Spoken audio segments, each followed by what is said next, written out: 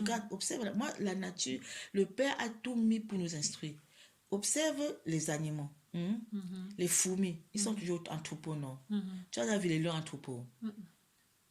Ça, c'est les animaux dehors là. Va dans l'air, les oiseaux là.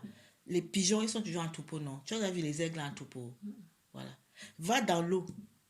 Les poissons là, ils sont très souvent beaucoup comme ça. Mais tu as vu l'hippopotame en troupeau? La force, elle est seule. La vraie force, elle est seule. Le lion, est-ce qu'il est en troupeau? Mais les fourmis sont toujours en troupeau. Mais un seul lion, quand il passe, il pétille même temps de fourmi là. Est-ce qu'il sait même qu'il a pétillé la fourmi? L'aigle, quand l'aigle, il va en attitude. Aucun, les troupeaux de pigeons qui sont nombreux, ils ne pourront jamais aller en attitude comme un aigle. Il est précis. Nous sommes appelés. Si tu veux être un volaille, sois l'aigle. Si tu dois être un animal à quatre pattes, sois le lion. Si tu dois être un arbre, sois le cocotier. Le cocotier, il va en attitude. Et il est enraciné, mais il n'a pas de branche. Il ne s'accroche nulle part. Il s'accroche nulle part, à droite, à gauche, parce qu'il va en attitude, et puisqu'il pousse, les feuilles tombent, puisqu'il n'a que des feuilles, mais pas de branches. Le palmier, quand le palmier va en attitude, les feuilles tombent, il va en attitude, les feuilles tombent, il va en attitude, les feuilles tombent. Donc, le tronc est lisse, il ne s'accroche nulle part, mais il va en profondeur et en attitude. Si tu veux être un arbre, sois le palmier. Va en attitude. Pendant que tu y vas, tu t'accroches hyper, mais l'horizontalité là, ça te tire vers le bas. Et quand tu arrives là, le fruit là, le noix de coco que nous on aime manger ici là, pour que tu aies ça, il faut que tu ailles en dessous, que ça tombe, ou que tu grimpes pour cueillir, non?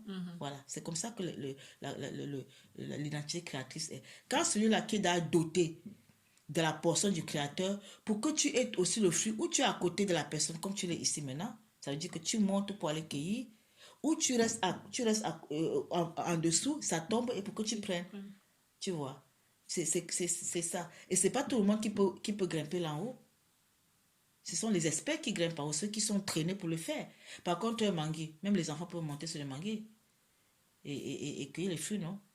Oui. Le manguier, même en passant, selon comment c'est, tu peux même, tu ne sautes même pas, tu peux cueillir. Chacun peut cueillir le fruit d'un manguier.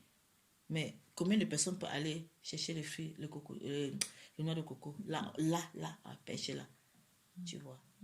C'est ça.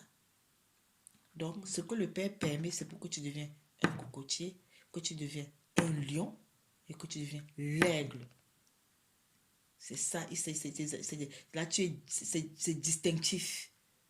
L'aigle, en nature, a levé le regard. Quand il va en nature, il a levé le regard, c'est tout. Le lion, il a aussi levé le regard parce qu'il est plus. Il n'est pas la fourmi. Donc, il faut pas être la fourmi. Tu es la fourmi, tout le monde te bouffe, tout le monde t'écrase. Tu vois?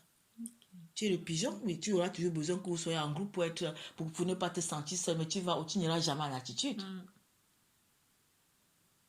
Dans un groupe, même dans une classe, si tout le monde veut vibrer à la même fréquence, vous ne vibrez ensemble qu'à la fréquence du plus faible.